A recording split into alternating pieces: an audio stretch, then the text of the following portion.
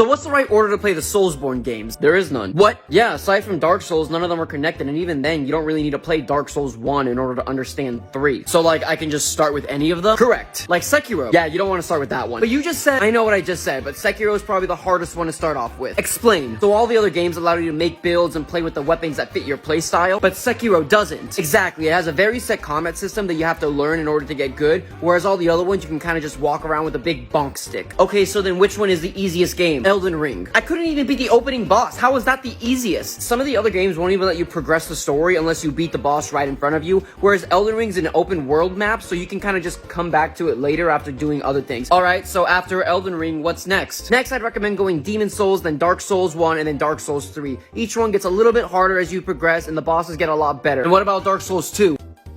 Are you okay? After you play Dark Souls 3, you're gonna play Bloodborne, but this is gonna be a little bit difficult. Oh, why? Is like the combat more difficult? Well, yes, the combat is much faster and more aggressive, but that's not why. Then why? Bloodborne is only playable on a PS4. What? Yeah, so unless you have one of those lying around, you're kind of out of luck. Do you think it'll ever get, like, remade? Never. Why not? Because despite how hard and frustrating these games are, the #1 way they make us suffer is by forgetting about Bloodborne. What the fuck?